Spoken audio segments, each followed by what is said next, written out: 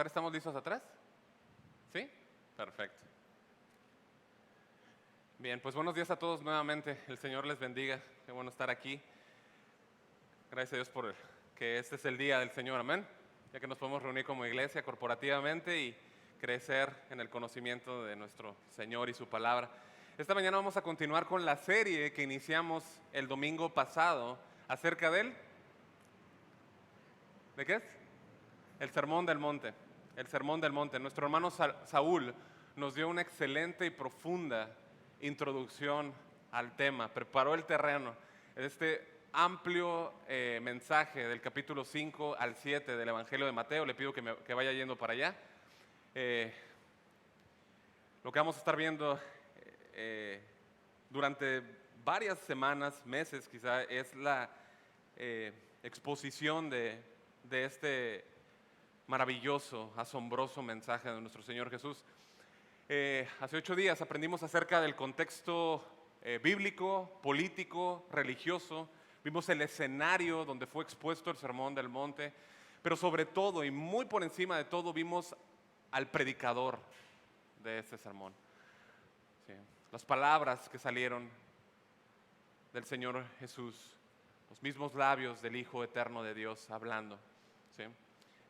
Hoy nos vamos a meter ya a escuchar en sí las palabras del Señor Jesús dentro del sermón. El tema del día de hoy está centrado en el versículo 3, que como lo dice, es bienaventurados los pobres en espíritu. Entonces, si ya estamos ahí, vamos a comenzar leyendo desde el capítulo 4, versículo 23, y de ahí vamos a llegar a nuestro texto que está en el versículo 3 del capítulo 5, desde el 4:23 al 5:3, ¿ok? Dice la palabra del Señor: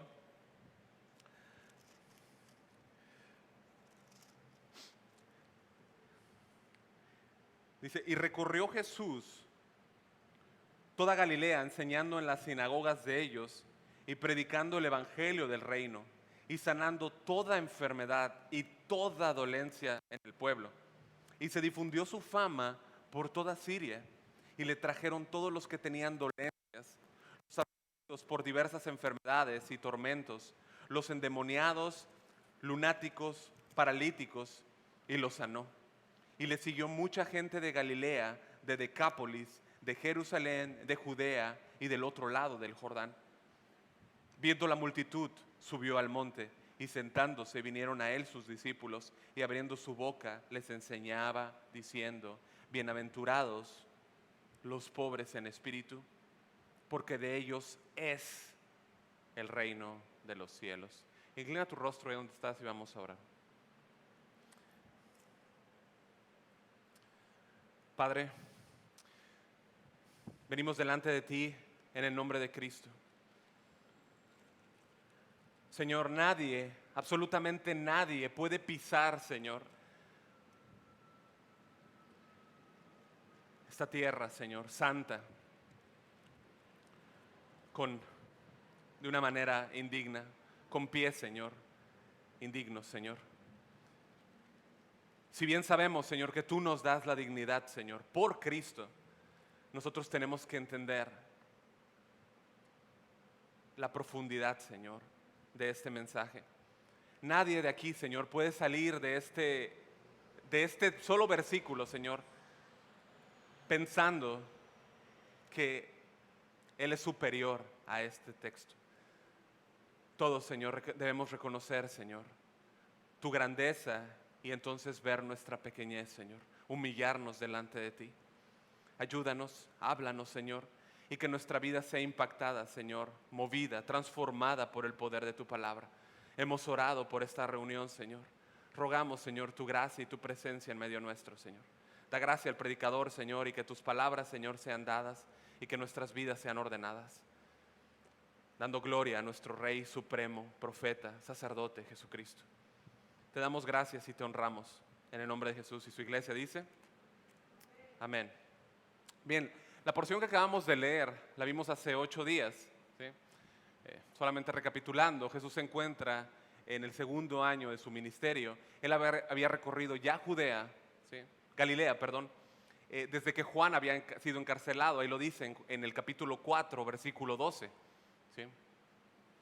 En 4:17 dice que desde entonces comenzó Jesús a predicar y a decir: arrepentíos, porque el reino de Dios, el reino de los cielos, perdón, se ha acercado. Eso es importante. Qué bueno que me equivoqué, porque Mateo no dice reino de Dios, él dice reino de los cielos. Como un buen judío, no decía el nombre de Dios en vano. Y por eso es que vas a encontrar que siempre dice reino de los cielos, a diferencia de Lucas. ¿Sí? Bueno, dice, a esa gente que el Señor le predicó, vemos que muchos creyeron. ¿Sí? Ellos reconocieron su necesidad delante del Señor y se hicieron discípulos verdaderos, que son los que tú ves en el capítulo 5, versículo 1. Son discípulos. ¿Sí?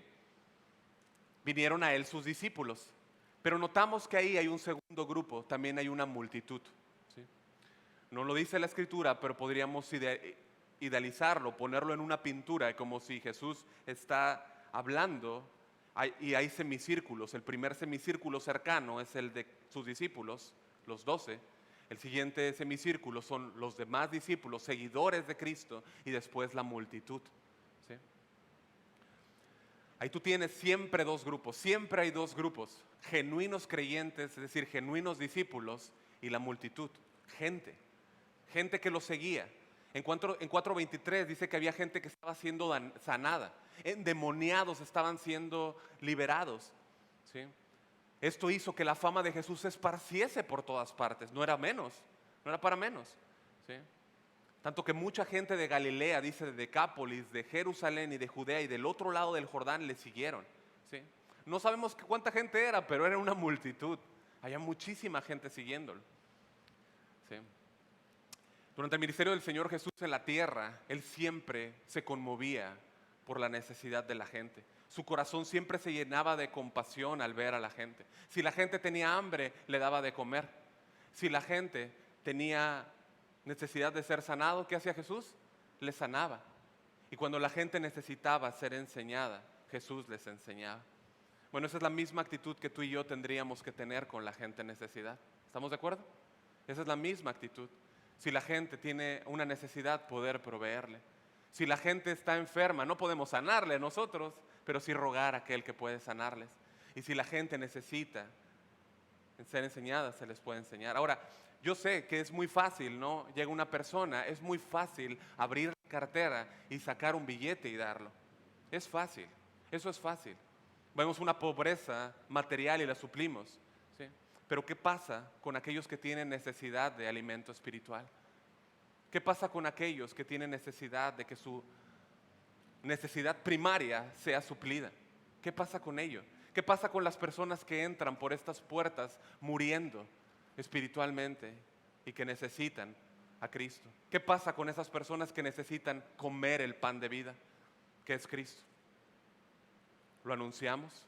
¿Mostramos solicitud? ¿Mostramos dolor por ellos? El texto continúa diciendo que Jesús vio la multitud, versículo 1, y se sentó.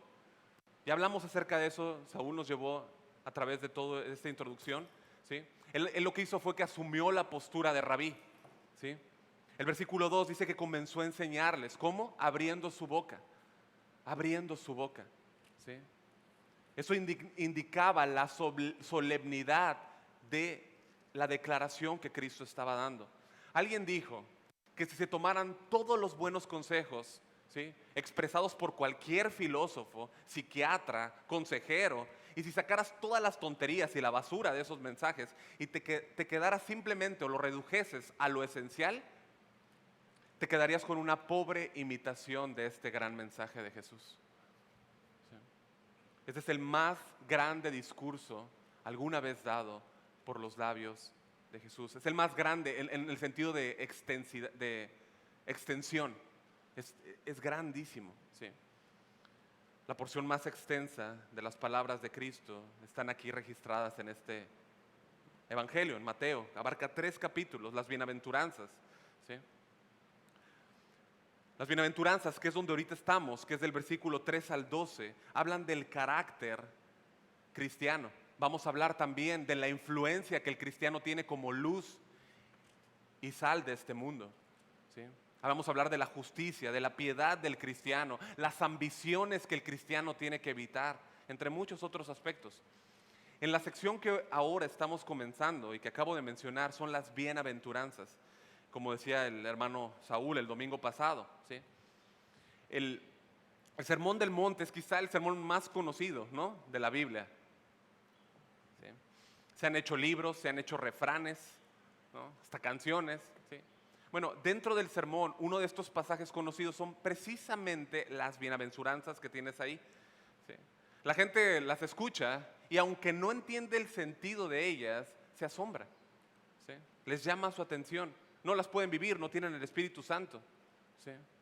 Pero por lo mismo que estas bienaventuranzas son tan conocidas, han sido también malinterpretadas. Han sido malinterpretadas. Especialmente el texto que vamos a ver hoy. Bienaventurados los pobres en espíritu. ¿Sí?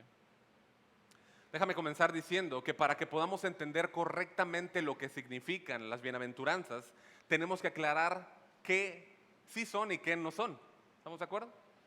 Bueno, primero que nada, las bienaventuranzas nos proveen un relato de todos los cristianos. ¿Sí? Las bienaventuranzas nos brindan un relato de todos los cristianos, no de un grupo exclusivo.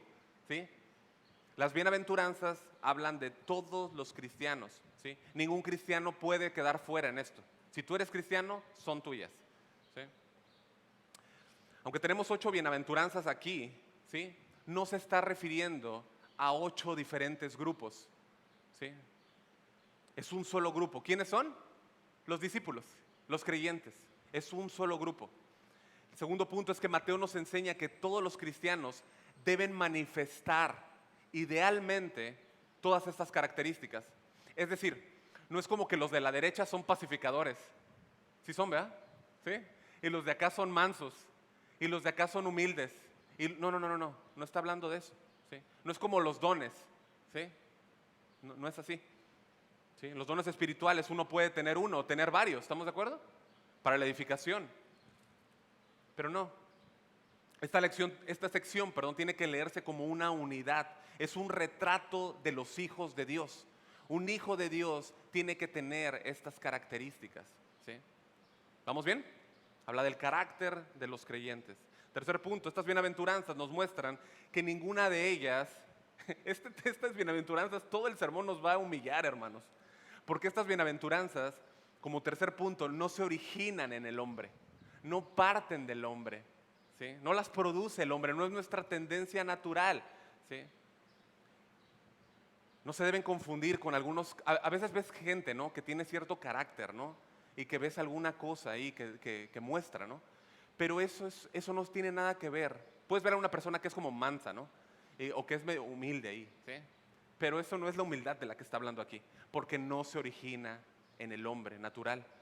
No tienen el Espíritu Santo, no pueden dar su fruto. Cuarto punto es que las bienaventuranzas diferencian, escucha, las bienaventuranzas diferencian a un verdadero discípulo a uno que no lo es. ¿Por qué? Porque viven en reinos diferentes. ¿Se acuerdan que estamos hablando de un reino y un rey? El mensaje del rey. ¿Sí? Estas bienaventuranzas los diferencian. Y el quinto punto es que las bienaventuranzas van a ser progresivas, es decir, van adelante, llevan un orden lógico, consecuente. ¿Sí? Ser pobre en espíritu, si tú te das cuenta, está al principio de la lista. ¿Sí? Pero como dije, todas ellas siguen un orden lógico, una brota después de la otra y así. ¿Sí? Van progresando, van floreciendo. ¿Sí? La manera en que podemos nosotros seccionar estas 8 bienaventuranzas son en 2 grupos. Las primeras 4 tienen que ver mi relación con Dios. Mira tu Biblia para que los puedas identificar, hasta puedes hacer un cuadro, un esquema. Las primeras 4 tienen que ver con mi relación con Dios. ¿Sí? La relación del cristiano con Dios. Las siguientes 4 muestran las relaciones con los demás. Dice el pastor Raúl que las escaleras se barren ¿cómo? De arriba para abajo, ¿eh? De arriba para abajo. ¿Sí? O sea, si yo tengo una buena relación con Dios, puedo entonces tener una buena relación con los demás. ¿Sí? De la misma manera, si yo no tengo una buena relación con Dios, no puedo tener una buena relación con los demás. ¿Sí? Así que lo primero que yo tengo que hacer es buscar una relación con Dios. La bienaventuranza de ser pobre en espíritu, como dijimos, encabeza la lista y no es una coincidencia ahí, está en un orden. Es una base sobre la que las demás bienaventuranzas descansan. Una persona pobre en espíritu revela que tiene un corazón correcto con Dios. ¿Por qué? Porque ha presentado su alma delante del Señor, reconoce su condición pecadora, ¿sí? Y entonces, ¿qué hace? Mira tu Biblia, lo lleva a llorar, luego lo lleva a ser manso, lo lleva a tener hambre y sed de justicia, lo lleva a ser compasivo, a ser limpio de corazón, a tener un espíritu pacificador. Y ese estándar, hermanos, está por encima del mundo, está por encima de la corrupción del mundo. Y entonces lo que va a hacer es que ese cristiano va a ser perseguido, que es la última bienaventuranza. Va a ser perseguido. El carácter cristiano pondrá de manifiesto la pecaminosidad del mundo. Y por eso es que será perseguido. ¿Sí? Su vida será una amenaza para un mundo corrupto. El creyente es sal y luz de este mundo y va a padecer persecución. ¿Sí? Entonces, cada una de estas bienaventuranzas no son una tendencia natural en el ser humano, son una obra sobrenatural del Espíritu Santo. ¿Sí? ¿Vamos bien? Ahora, cuando el mundo escucha bienaventuranzas, ¿no? Y cómo, o sea, cómo contraponen, o sea, las bienaventuranzas con las condiciones, como que no checan, ¿no? Como que no checan. O sea, ¿cómo? ¿Cómo es que este mensaje podría hacer feliz a la gente? Se preguntan ellos. ¿Sí? Ellos ven la lista y dicen, es que es contradictorio que un pobre o una persona triste o una persona mansa pueda ser feliz. Si el mundo tuviera que hacer una lista de felicidad, ¿qué diría? Felices los exitosos, ¿no? Bienaventurados ¿cómo? Los ricos, ¿no? Pero en otro sentido, ¿no? Los implacables, los iracundos, ¿no? Los ostentosos, los peleoneros, ¿no? Es lo que ellos dirían. Eso es lo que califica el mundo como felicidad. Pero el camino de Dios, el camino del rey, hermanos, es muy diferente. El camino del rey es muy diferente al camino del mundo. Siempre va a chocar con el mensaje del rey. Mira conmigo nuevamente el versículo 3. Bienaventurados los pobres en espíritu, porque de ellos es el reino de los cielos. Bienaventurado es la palabra griega makarios. ¿Lo ubicamos? ¿Sí? Más o menos, anótalo, recuérdalo, makarios. ¿Sí? Makarios es un sinónimo de bendito, afortunado, dichoso, feliz. Significa bienestar espiritual y prosperidad. Esta es una palabra que se refiere al profundo gozo del alma. No es un sentimiento superfluo que se basa en las circunstancias externas. Se refiere más bien al estado de plenitud interno que experimenta la persona que ha sido tocada por Dios. Es la experiencia sobrenatural de contentamiento que se basa en la realidad de saber que mi vida está bien con Dios. Es esa acción hecha por Dios en el alma que es transformada a una vida nueva. ¿Sí? Fíjense ustedes que aquellos que pasamos por Hechos hace un tiempo ubican Hechos 13, si no me equivoco, habla acerca de Chipre. ¿Se acuerdan de la isla de Chipre cuando hablamos? Bueno, la isla de Chipre, antes de llamarse así, lo enseñaba un pastor, se llamaba Macarios. De hecho, lo googleas, es muy extensa la historia, pero se llamaba antes Macarios, ¿sí? Así se llamaba la isla. Entonces, las personas que vivían ahí entendían que eran felices ahí, no necesitaban nada de afuera, tenían todas las condiciones necesarias en esa isla para tener todo lo necesario, todo lo que les podía satisfacer, ¿sí? Las condiciones de trabajo, las condiciones de alimento, de clima, todo lo tenían, no necesitaban nada de fuera, ¿sí? Bueno, el creyente dentro de sí sabe que todo lo que necesita está dentro de él, no porque esté, no en sí mismo, sino en la obra interna que ha hecho Dios en él. Por lo tanto, es bienaventurado. Sabe que está satisfecho, está pleno en Cristo. ¿Sí? No necesita más, el Rey vive dentro de él. ¿Sí? Por eso son bienaventurados. El término Para bienaventurado en el hebreo indica que alguien es favorecido o que es aprobado, ¿sí? Habla de la prosperidad o felicidad que experimenta aquellos que son bendecidos por alguien superior, ¿sí? Alguien bienaventurado es alguien aprobado por Dios. El salmista en el Salmo 32:1, este es un salmo que me ha hablado durante años, hermanos, dice: bienaventurado aquel cuya transgresión ha sido perdonada y cubierto su pecado. Este salmo no está para mí nada más, es para ti, hermano, ¿sí? Comentario bíblico de William MacDonald dice que la felicidad de ser perdonado es una emoción que sobrepasa toda descripción. Es el alivio de un enorme peso que ha sido quitado, una deuda zanjada, una conciencia que puede descansar. La culpa, dice, ha desaparecido, la guerra ha cesado y se goza de paz. El cristiano sabe que sus pecados han sido enterrados para siempre en el mar del olvido de Dios. Los méritos de Cristo, hermanos, su justicia, su obediencia perfecta, su vida inmaculada, su obediencia completa ha sido cargada a mí. Su perfecta obediencia ha sido puesta en mi cuenta, de modo que ahora yo soy justo delante del Señor. Sí. El texto nos dice, hermanos, que usando los significados de esta palabra, entonces son afortunados, son benditos, son felices los pobres en espíritu. Los pobres en espíritu. Ahora, una buena pregunta es: ¿qué es un pobre? ¿No? ¿Qué es un pobre bíblicamente? Fíjense ustedes que en el griego nosotros tenemos dos palabras que se usan como pobre, ¿sí? Una de ellas era la que comúnmente se refería a las personas que tenían poco, pero no mendigaban, ¿sí? Tenían lo necesario para ese día.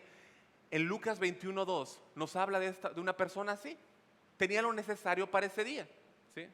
Se nos dice que Jesús entró al templo y estaba viendo a las personas que echaban sus ofrendas, ¿se acuerdan? Dice que vio también una viuda muy pobre, ¿sí? Es la palabra penícheros, ¿sí? Era una persona pobre que echaba ahí 2 blancas, es decir, no mendigaba, tenía, poquito, pero tenía, ¿sí? Sin embargo, la palabra que usa aquí Mateos, ¿sí?, es diferente, es la palabra tojos, no sé cómo se pronuncia, ¿sí?, pero se escribe. Y habla de alguien que tiene absolutamente nada, nada, no tiene nada, no tiene ni siquiera para comer en este momento, ¿sí? Proviene de un verbo que significa acurrucarse, rebajarse. Era como lo que hacían los pordioseros o los mendigos, que se colocaban en una esquina y ponían una mano sobre su cara para que no fueran a ser reconocidos y entonces avergonzados, y con la otra mano rogaban e imploraban misericordia, que alguien les diera algo, ¿sí? En Lucas 16:20 nosotros encontramos un ejemplo de esta palabra. Lázaro, ¿ubican a Lázaro, el mendigo? Dice que había también un mendigo, esta es la palabra, mendigo, es la misma palabra, llamado Lázaro, que estaba echado a la puerta de aquel lleno de llagas y ansiaba saciarse de las migajas que caían de la mesa del rico. Y aún los perros venían y le lamían las llagas, ¿sí? De modo que alguien pobre, ¿sí?, según esta palabra, es alguien que no tiene absolutamente nada, nada. ¿Sí? No tiene ningún otro medio de subsistencia y por lo tanto lo que necesita es la ayuda de otras personas, ¿sí?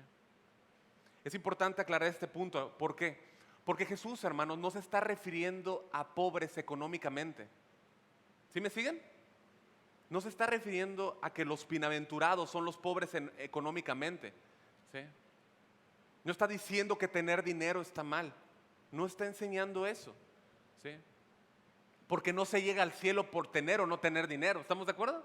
Eso es importante, ¿sí? Muchas personas han ido por esta enseñanza, ¿sí? Porque nosotros tenemos, quizá es el mismo mensaje, quizá es uno diferente, no se sabe. En Lucas 6 tenemos un mensaje más breve acerca del sermón del llano, allá se le llama. Y ahí dice que son bienaventurados los pobres, ¿sí? Pero Mateo amplía más y nos dice que son los pobres en espíritu, ¿sí? Dice Lucas 6:20, bienaventurados los pobres, porque vuestro es el reino de Dios. Entonces, han visto este texto y han dicho, ahí está, ahí está. Ahora, es cierto que alguien que es rico materialmente o que tiene más bienes, enfrenta una mayor tentación y enfrenta una mayor distracción, ¿sí?, en este mundo, que una persona que es pobre materialmente, ¿sí? Es cierto, una persona pobre materialmente tiene cierta ventaja en ese sentido, ¿sí? Pero si Jesús estuviera diciendo que está mal tener dinero, entonces tendríamos un conflicto con José de Arimatea, ¿recuerdan? Él fue el que leyó el sepulcro, ¿no? ¿Qué podemos decir de Nicodemo? ¿Se acuerdan que pasamos por Filemón? Filemón era un hombre muy acaudalado, tenía dinero, ¿sí? ¿Mencioné a Nicodemo? Sí, Nicodemo, un hombre rico, era un hombre rico, ¿sí? Y si nos vamos al Antiguo Testamento, ¿qué podríamos decir de Abraham? Abraham no solo era rico, era riquísimo, el padre de la fe, ¿sí? Ahora, él dice que Abraham fue justificado, ¿por qué? Por creer, porque creyó a Dios, ¿sí? Creyó a Dios. Así que el tema que está tratando Jesús no tiene nada que ver con cuántos dólares hay en tu billetera o cuántos no. No está hablando de eso, ¿sí? Y Mateo lo aclara, bienaventurados los pobres, ¿en qué dice? En espíritu, ¿sí? En espíritu. Fíjate, algo que es importante aclarar, no está con una E mayúscula, está con una E minúscula, ¿sí? Está hablando del soplo de vida que ha recibido el hombre, ¿sí? Aquella parte que se dañó por el pecado en la caída de Adán, ¿sí? Ese espíritu que necesita reconectarse, revincularse con el Espíritu de Dios. Es de ese espíritu del que está hablando aquí, ¿sí? Entonces Jesús está diciendo que son bienaventurados los mendigos, los pordioseros, ¿en qué? En espíritu, en espíritu, ¿sí? Son aquellos que están delante de Dios y saben su pobreza espiritual, ¿sí? Es lo que nos está diciendo. Son aquellos que reconocen su bancarrota espiritual, ¿sí? Son los que saben que no tienen nada delante de Dios, no tienen absolutamente nada que ofrecer, vienen con manos vacías, no pueden comprar el favor celestial. Son aquellos que conocen que delante del juicio de Dios no van a poder presentar absolutamente nada digno de aprobación. No tienen nada moral ni espiritual que ofrecer. Saben que están destituidos de la gloria de Dios. Saben que son tan malos como el peor asesino que ha pisado esta tierra. ¿Hitler? ¿Quizá? ¿Quizá otro? Ellos no podrían decir jamás que tienen algo con que presentarse, ¿sí? Un pobre en espíritu es aquel que se ha visto a sí mismo indefenso, se ha visto como un pecador delante de Dios, se ha visto sin ninguna esperanza. Es aquel al que el Espíritu Santo le ha mostrado y le ha iluminado y le ha visto ver, le ha hecho ver, su condición real. Él se da cuenta que no puede justificarse con ninguno de sus méritos, nada, nada, ¿sí? Es aquel que sus confianzas y sus fortalezas han sido destruidas y entonces clama por salvación. Hasta que esto no sucede, un hombre no es un pobre en espíritu. Hasta que un hombre no ha clamado por salvación, que no ha nacido de nuevo, no es un pobre en espíritu. No es un pobre en espíritu. Hasta que no reconoce su necesidad. ¿Sí?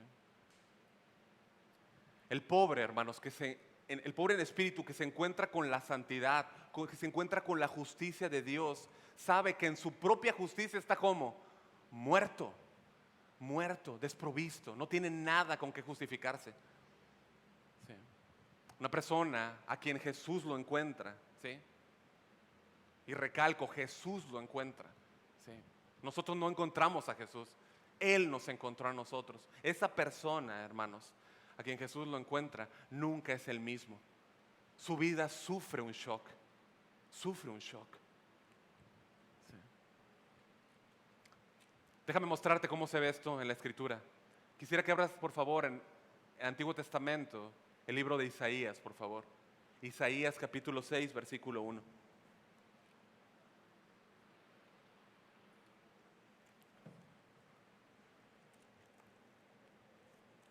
Isaías capítulo 6, versículo 1.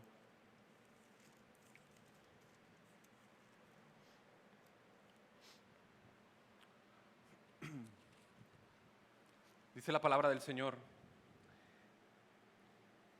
Está hablando Isaías. En el año que murió el rey Usías, vi yo al Señor sentado sobre un trono alto y sublime, y sus faldas llenaban el templo. Por encima de él había serafines, cada uno tenía 6 alas. Con 2 cubrían sus rostros, con 2 cubrían sus pies, y con 2 volaban. Y el uno al otro daba voces diciendo: Santo, Santo, Santo, Jehová de los ejércitos, toda la tierra está llena de su gloria. Y los quiciales, las bisagras de las puertas se estremecieron con la voz del que clamaba, y la casa se llenó de humo. ¿Cuál es la reacción de Isaías? Versículo 5. Ay de mí que soy muerto, porque siendo hombre inmundo de labios y habitando en medio de pueblo que tiene labios inmundos, han visto mis ojos al Rey Jehová de los ejércitos. Estando en el templo, Dios le mostró a Isaías su bancarrota. Sabía que no tenía nada que presentar delante de aquel que es 3 veces santo. ¿Y cómo salió de ahí? ¿Su vida se ve igual? ¿Salió con una playera del Congreso más reciente? ¿Salió con un qué? ¿Con una actitud igual? No, él dijo: ay de mí que soy muerto. Es decir, me encontré con el Dios 3 veces santo, no tengo nada que ofrecer, estoy muerto. Acompáñame al Nuevo Testamento ahora, vamos a ver otro ejemplo. Está en Lucas capítulo 5. Lucas capítulo 5. ¿Sí? Aquí Jesús se encuentra a Pedro. Lucas capítulo 5. ¿Ya llegaron? Llegan rápido, hermanos.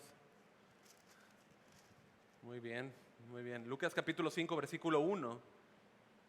Dice: aconteció que estando Jesús junto al lago de Genezaret, el gentío se agolpaba sobre él para oír la palabra de Dios. Y vio 2 barcas que estaban cerca de la orilla del lago. Y los pescadores, habiendo descendido de ellas, lavaban sus redes. Y entrando en una de aquellas barcas, la cual era de Simón, le rogó que le apartase de tierra un poco. Y sentándose, enseñaba desde la barca a la multitud. Cuando terminó de hablar, dijo a Simón: boga mar adentro y echad vuestras redes para pescar. Respondiendo Simón le dijo: Maestro, toda la noche hemos estado trabajando y nada hemos pescado, mas en tu palabra echaré la red. Y habiéndolo hecho, encerraron gran cantidad de peces y su red se rompía. Entonces hicieron señas a los compañeros que estaban en la otra barca para que viniesen a ayudarles, y llenaron ambas barcas de tal manera que se hundía.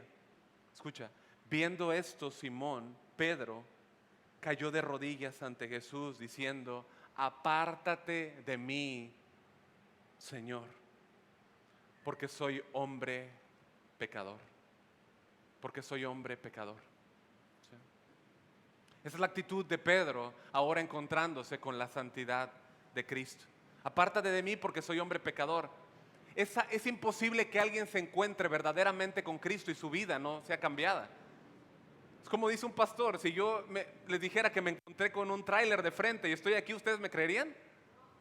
No, por supuesto que no, imposible. Entonces, ¿cómo decimos que nos encontramos con Dios en nuestra vida? Nuestra vida inmediatamente, cuando se encuentra delante de la magnitud, de la grandeza, de la santidad, de la justicia de Cristo, inmediatamente tiene que reconocer su pequeñez y humillarse. Inmediatamente. Isaías se encuentra con el Cristo preencarnado y ve su pobreza de espíritu. Pedro se encuentra con el Cristo encarnado, con el Cristo, y ve su pobreza espiritual de la misma forma. Sí. Aquellos que se encuentran con su pobreza espiritual, o su pobreza espiritual más bien los ha llevado a reconocer que en cuanto a su condición moral se refiere, no tienen absolutamente nada que argumentar u ofrecerle a Dios. Sí. Han ido a Él con manos vacías, pidiéndole perdón por sus pecados, confiando en Cristo, en el sacrificio, en el pago que Él vertió en el madero.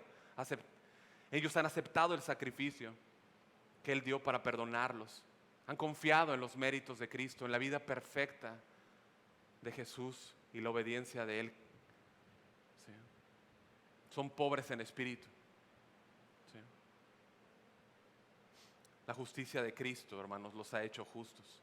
Pablo dijo, ¿no? Es lo mismo que dijo Pablo. Dice y ser hallado, en Filipenses 3:9, dice, y ser hallado en Él, no teniendo mi propia justicia que es por la ley, ¿sí?, sino la que es por la fe en Cristo, la justicia que procede de Dios sobre la base de la fe. Esa es la justicia que quiero. Él se sabía pobre en espíritu. ¿Sí? Cuando una persona se está apoyando en sus méritos, ¿sí?, cuando una persona se está apoyando en que trata bien a su familia, cuando una persona se está apoyando en que va los domingos a la iglesia, ¿sí?, cuando una persona se está apoyando en que da ofrenda, ¿sí?, realmente lo que está manifestando no es que es un pobre en espíritu, es que es un rico en espíritu. ¿Sí? Es que es orgulloso, y esa es una evidencia de que no es salvo. ¿Sí? Es el mismo orgullo que nosotros encontramos en la parábola de Lucas 18 acerca del fariseo y el publicano. ¿Sí? Quien puesto en pie en Lucas 18:11 oraba para sí de esta manera: Dios, te doy gracias porque no soy como los demás hombres, estafadores, injustos, adúlteros. Y como que miró al publicano, ¿no? Le dice: ni aún como este recaudador de impuestos. Yo ayuno 2 veces por semana. Doy el diezmo de todo lo que gano. Esa es la actitud del orgullo, ¿no? Se coloca por encima de los demás. Se pone por encima, aún si puede, de Dios. Es imposible, ¿eh? Pero trata de hacerlo. ¿Sí? Rechaza el evangelio. Esa persona considera que él puede establecer los términos de cómo entrar al reino de Dios.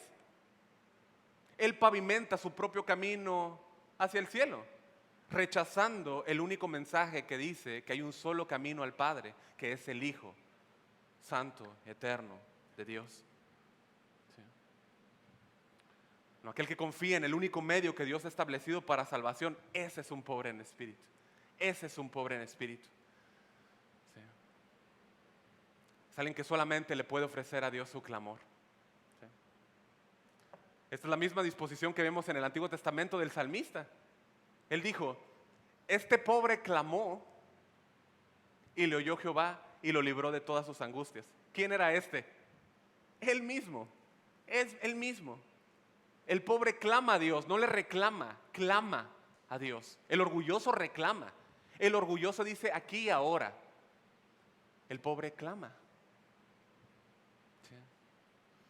El orgulloso, cuando peca, ¿qué hace? Se ofende, se enoja consigo mismo porque volvió a pecar. ¿Por qué? Porque su orgullo fue golpeado. El pobre de espíritu, ¿qué hace? Clama a Dios. ¿Sí? Y fíjate que nos está hablando de una verdadera humildad. Esta era la humildad de David, no era una falsa humildad. ¿Sí?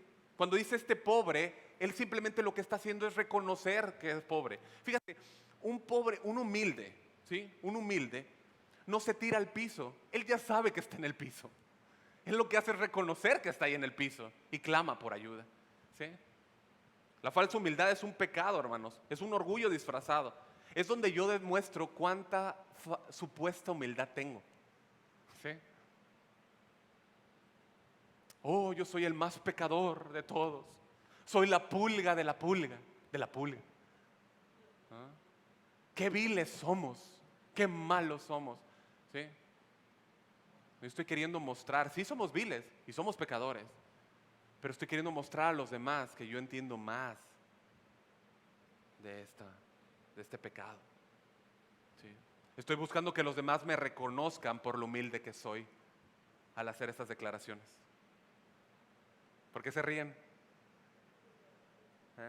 Igual el fariseo quería que todos lo vieran ayunar, ¿no? 2 veces ayuno a la semana. ¿Sí? Es igual que aquellos que pasan y te cuentan todas las cosas buenas que hacen, ¿no? Todo lo bueno que hacen. Todas las hazañas que tuvieron en la semana. Hoy peleé contra leones y prediqué. Es lo que tienes que hacer. Predicar el evangelio es lo que tienes que hacer. Y enfrentar fieras es lo que tienes que hacer. No en tu fuerza, en el poder del Señor. Pero ¿para qué estar diciéndoles a todos? Aquellos que hacen eso, lo único que hacen es atraer las vistas hacia uno mismo. ¿Sí? Martin Lloyd Jones cuenta que en alguna ocasión él hizo un viaje a una ciudad X y que dice que en una estación de tren lo estaba esperando una persona. ¿Sí? Esa persona no lo dejó ni hablar. O sea, enseguida, en cuanto iban a hablar, le dijo, bueno, obviamente yo no soy alguien importante en mi iglesia. ¿Sí? Está en un libro que se llama Avivamiento, está en internet para quien lo quiera buscar. ¿Sí? Yo soy un hombre, ya sabes, un hombre común, humilde, muy normal. Yo no soy un gran teólogo, no soy un gran orador, no participo en la reunión de oración. Solamente lo que hago, soy el humilde que carga las maletas, ¿no? Del predicador que visita. ¿Ves? Está trayendo la atención hacia él mientras cuenta todo lo que está haciendo. Esa es nuestra tendencia natural. ¿Sí? Oh, yo soy el pastor nada más, ¿no? No. Ser pobre en espíritu implica una cosa. ¿Qué creen que sea? Humildad. Humildad, hermanos. Humildad. Pero es humildad verdadera, no es un acto fingido. Isaías 66:2 lo hemos estado leyendo por algunas semanas, de alguna u otra manera, ¿no? Dice, mi mano, ve cómo el Señor ve a los humildes, cómo se relaciona con ellos. Dice, mi mano hizo todas estas cosas, y así todas estas cosas fueron, dice Jehová.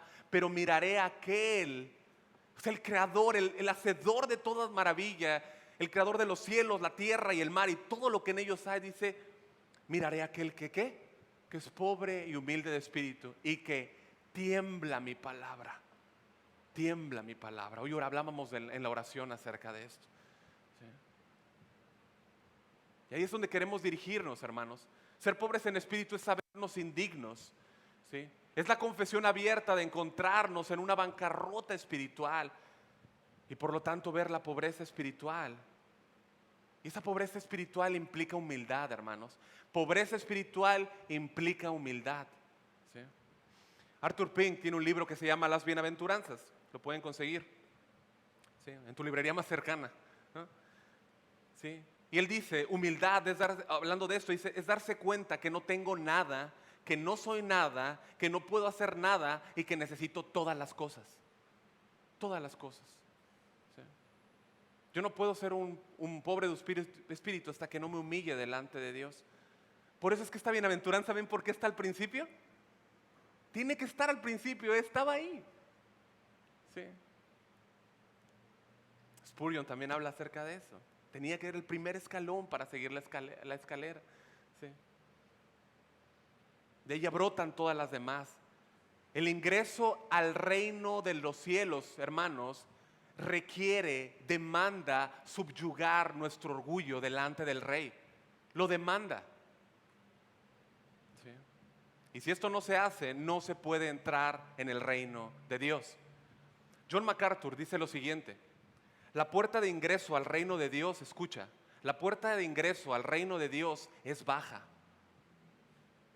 Y nadie que se mantenga erguido entrará jamás por ella. No podemos estar llenos a menos que nos vaciemos. No podemos ser dignos hasta que reconozcamos nuestra indignidad.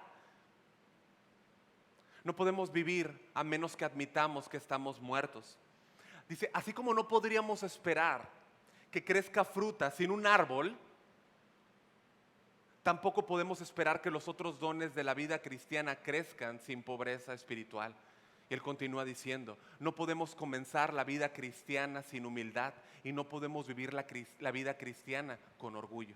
Y cierra su cita.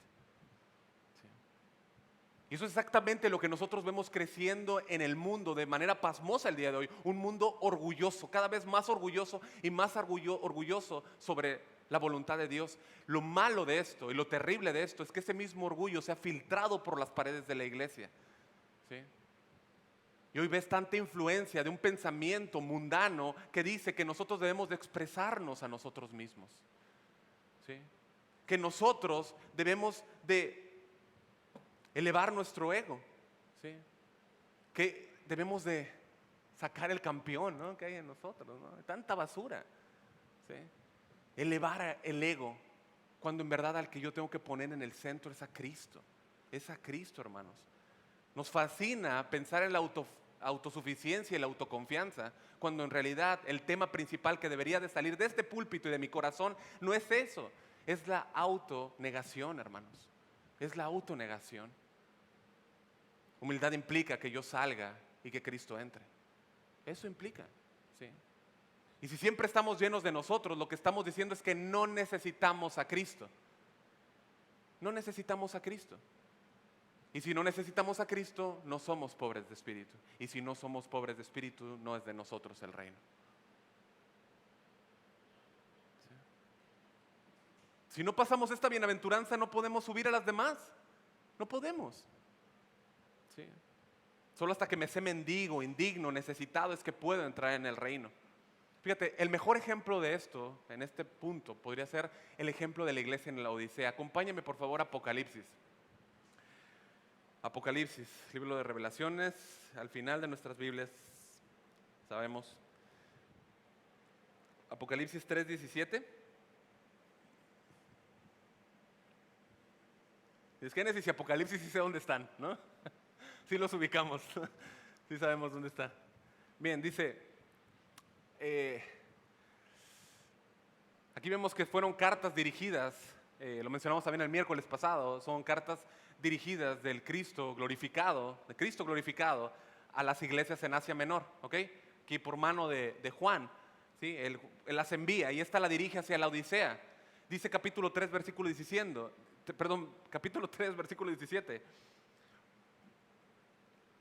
Dice, porque tú dices, tu iglesia, tú dices, yo soy rico y me he enriquecido y de ninguna cosa tengo necesidad.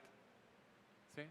O sea, la actitud de la iglesia en la Odisea estaba caracterizada, hermanos, por el orgullo, por la ignorancia, por la autosuficiencia, ¿sí?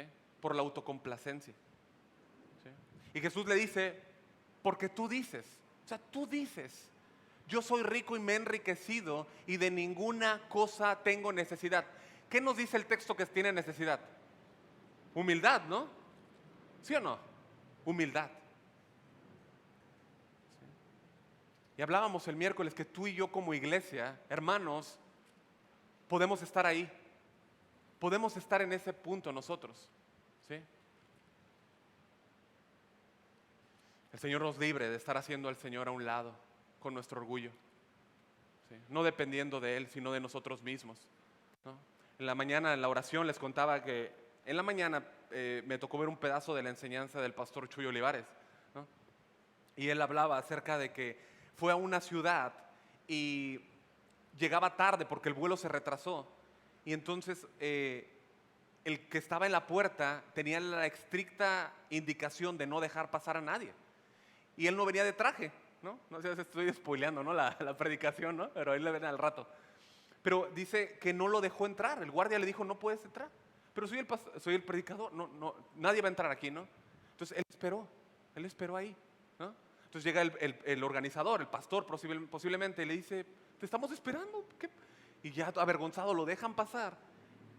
Y cuando entran, dice, ¿sabes qué? Dice el predicador, ¿sabes que seguramente a lo mejor entre aquel grupo también haya alguien que necesite entrar? Entonces el pastor Chuy, bromeando, le dice, sí, falta alguien por entrar. Y le dice, ¿quién?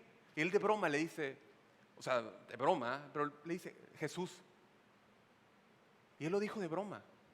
Bueno, cuando el predicador subió al púlpito, dice que empezó a llorar, diciendo, perdónanos.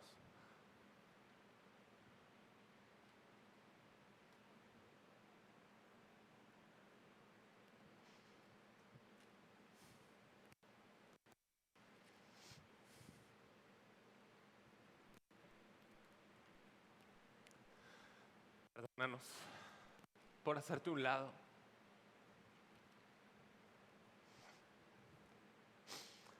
Y me pregunto si no soy ese pastor. Y no somos esa iglesia. Jesús tocando a la puerta para entrar. Y nosotros metidos en nuestra arrogancia, en nuestra soberbia, en nuestro orgullo. Cantándole al Señor y haciendo un lado al mismo Señor de la iglesia.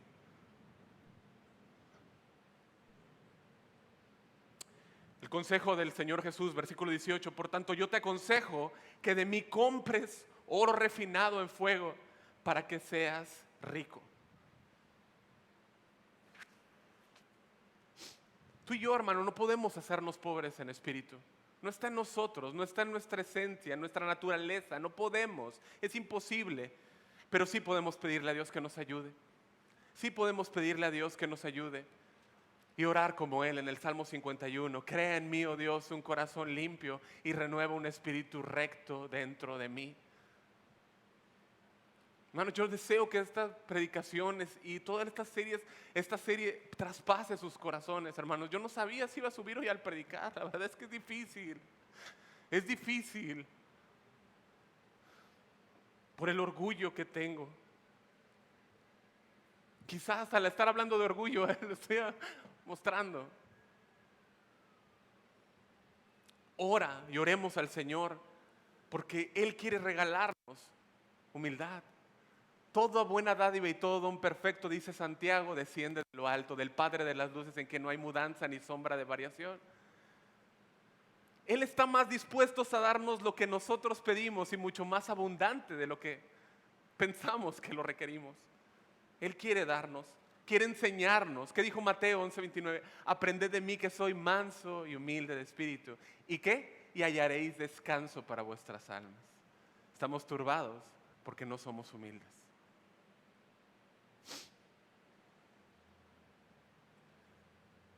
Así que ser pobre en espíritu implica ser humilde. Y ser humilde nos lleva por consecuencia a reconocer que no podemos vencer en nuestras propias fuerzas. Por lo tanto, me lleva a una vida ¿qué?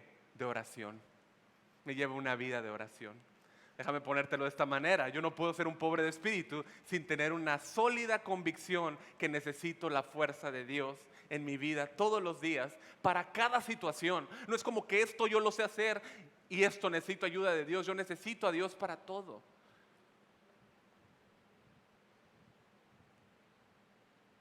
Así es como, de la misma manera que un mendigo necesita el alimento físico, un mendigo físico necesita alimento físico, un mendigo espiritual necesita alimento espiritual. ¿Sí? Y si algo nos va a mostrar entre todo lo que Él sabiamente nos enseña, hermanos, es que no podemos apoyarnos en nuestra fuerza. Él va a destruir una y otra fortaleza con tal de que aprendamos a depender de Él. Y gloria a Dios, hermanos, gloria a Dios por ello.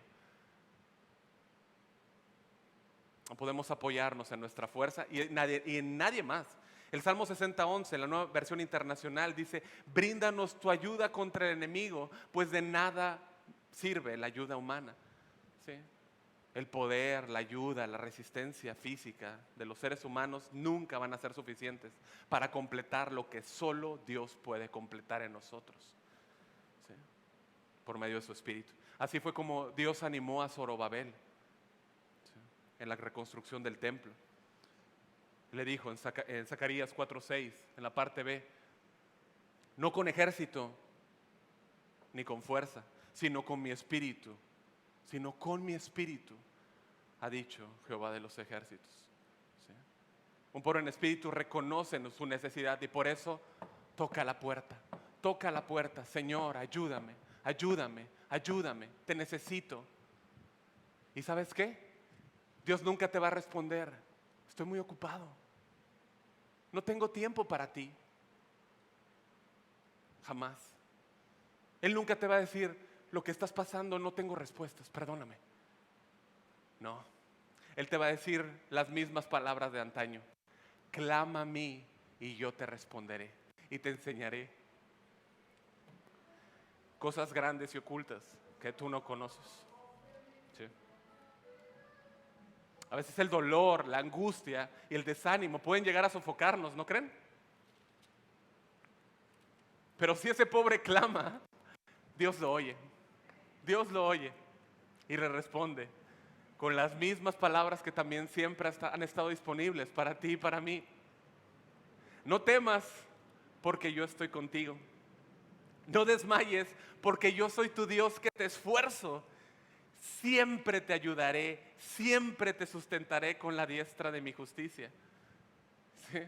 Así que la pobreza, hermanos, en espíritu implica humildad.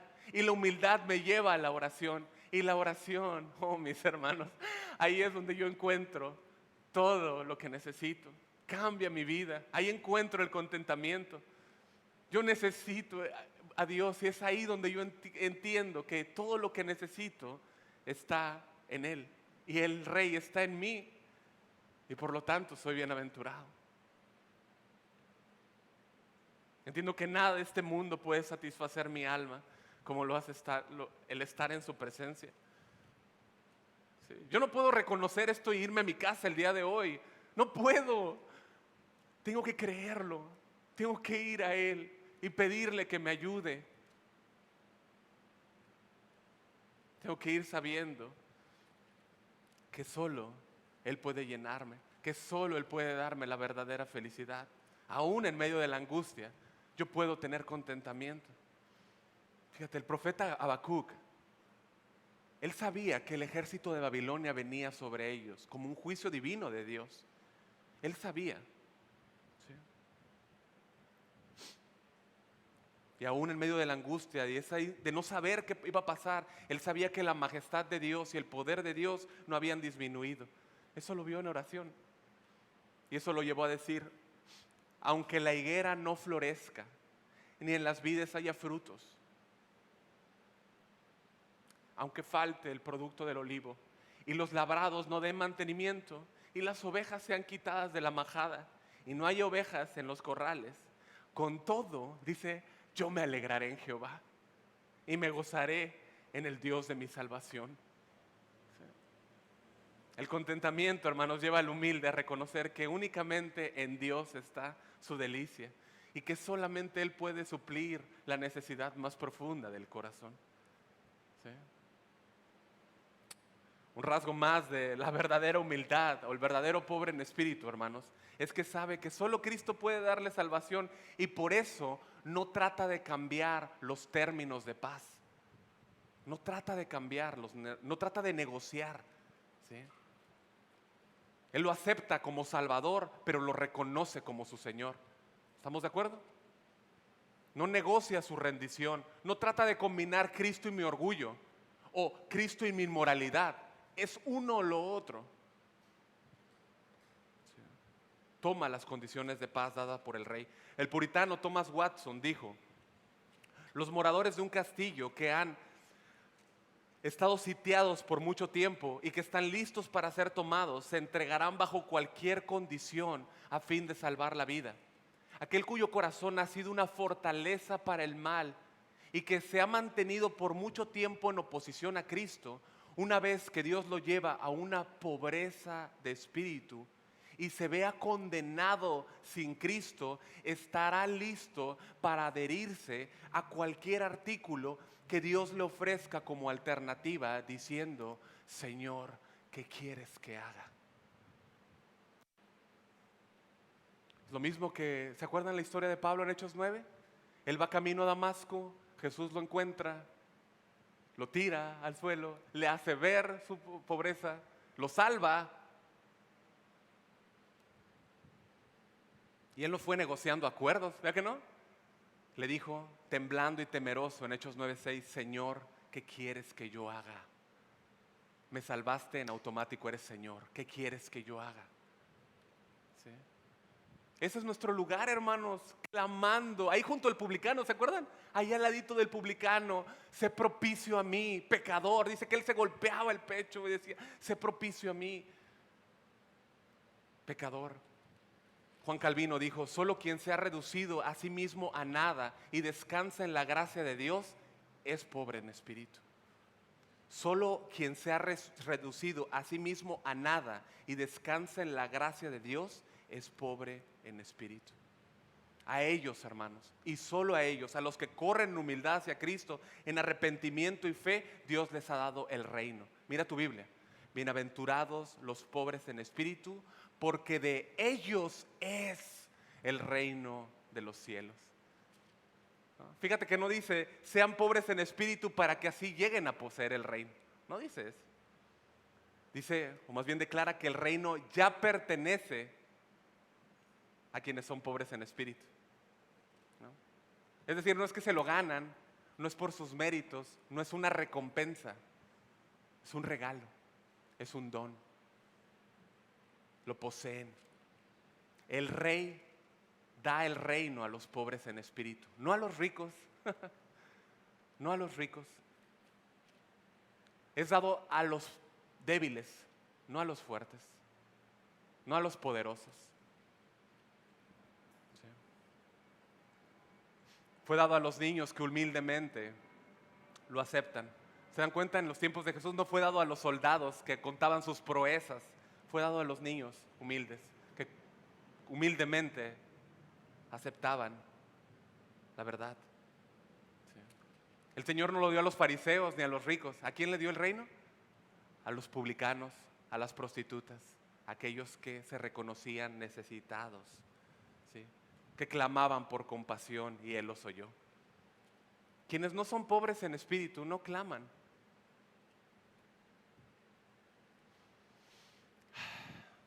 Esas personas que no claman no pueden estar esperando entrar en el reino de Dios. No pueden esperar eso.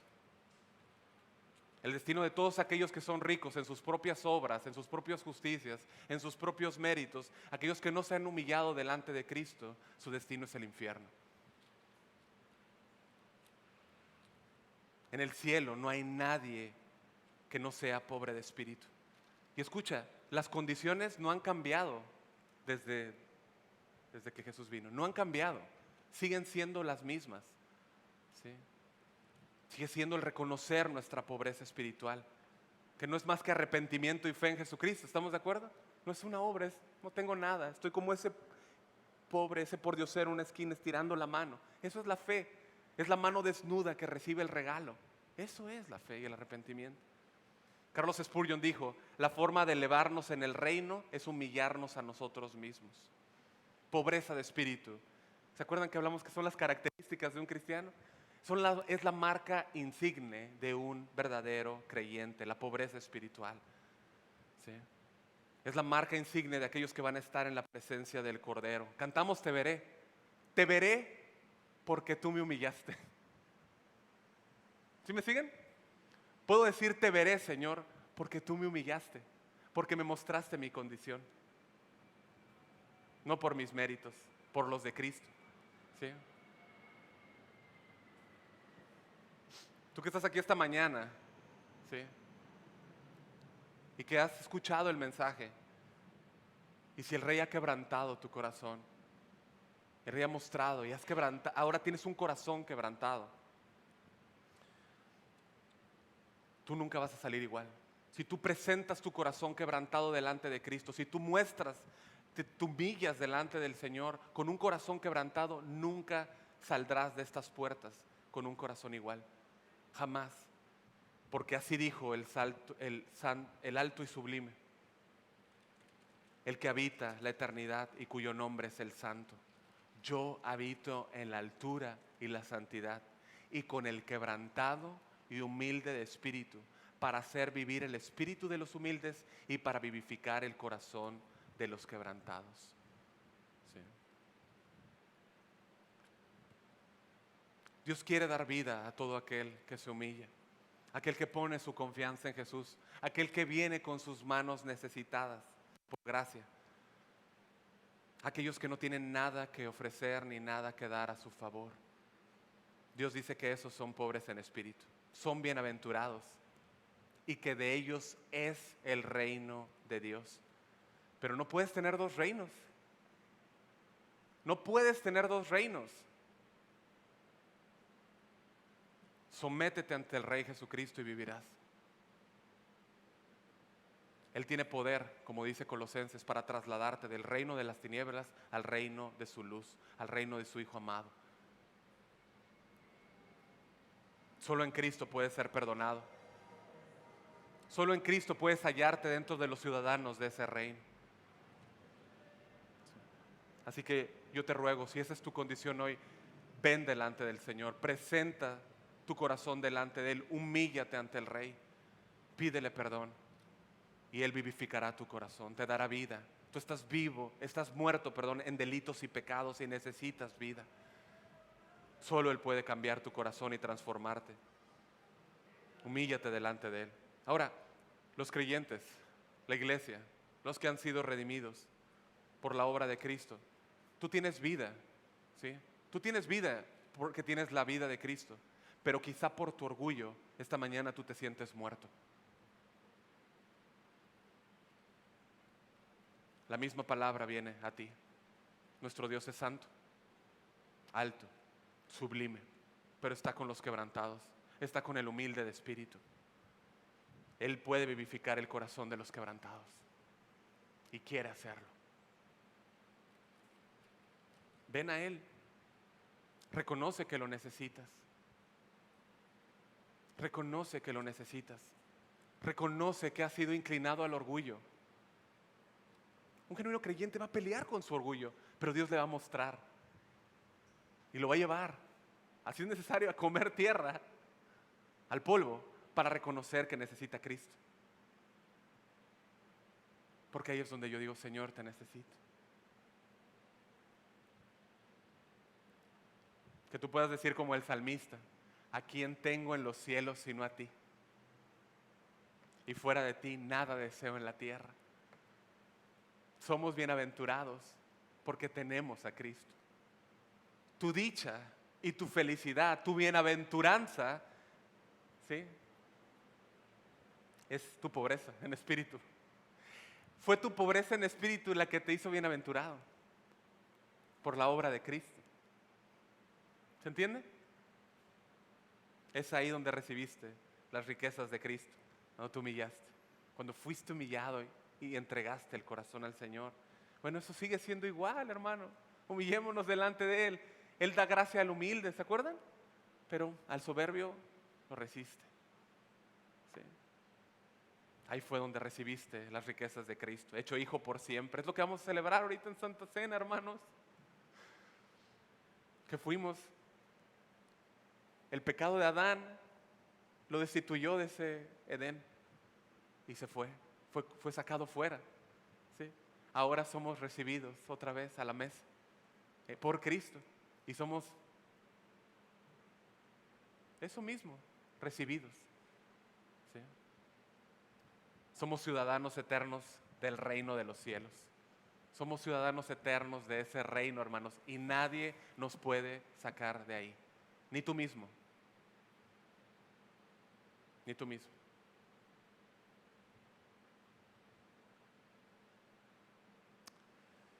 Y todo esto es solamente por la obra de Cristo.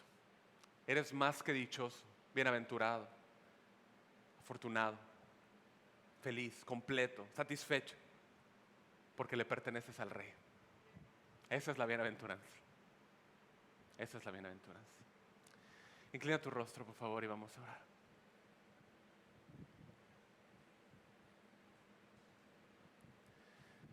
Señor, nos presentamos delante de ti, Señor, con manos vacías, Señor. Estamos en el piso, Señor, y es donde estamos, es nuestra condición, Señor. Pero reconocemos, Señor, que tú nos quieres llevar, Señor, a una vida dichosa, Señor. A esa vida dichosa que caracteriza a tus discípulos, Señor. Porque han reconocido, Señor, que no tienen nada en ellos y que todo es por los méritos, por la justicia, por la perfecta obediencia de Jesucristo. Ese es nuestro deleite. Como dice Jeremías, Señor, que no se alabe el sabio en su sabiduría, ni el rico en su riqueza, ni el fuerte en su fortaleza, sino como dice Pablo en Corintios, si alguien se va a gloriar, que se gloríe en Cristo. En Cristo. Gracias, Señor. Gracias porque te tenemos y tú nos tienes a nosotros. Y Señor, yo te pido, Señor, que nos ayudes a caminar, Señor, de la manera como debemos, humillados delante de ti. Reconocemos nuestro orgullo y nuestra soberbia y pedimos que nos ayudes, Señor. Queremos aprender de ti, que eres manso y humilde. Queremos reconocer que todo depende de ti, todo viene de ti, Señor. Señor, esta mañana también hay personas aquí que no te tienen, Señor. Pero hay personas aquí, Señor, que necesitan, Señor, ser salvadas. Obra en este lugar, por favor, Señor. Hemos orado, Señor, que tú transformes la vida de las personas, que tú les salves, Señor, que tú les lleves al punto de quiebre, donde ellos reconocen su bancarrota espiritual, Señor. Obra, por favor. Tú que estás aquí esta mañana y que sabes que necesitas el perdón del Rey, humíllate delante de Él y dile: no tengo nada que ofrecerte. Señor, ¿qué quieres que haga? Perdóname, dame vida eterna, sálvame. Creo en Jesús como mi único y suficiente Salvador. Creo que la sangre que vertiste en el madero fue suficiente para mi pecado. Creo que resucitaste en el tercer día y volverás. Cree en el Señor Jesucristo y serás salvo. Señor, obra en este lugar. No hay nadie en este lugar que podría pararse y decir que tiene algún mérito, Señor. Todo es por tu obra y tu gracia. Te alabamos, Señor, te reconocemos a ti. Y esta mañana, Señor, queremos celebrar Santa Cena juntos, Señor.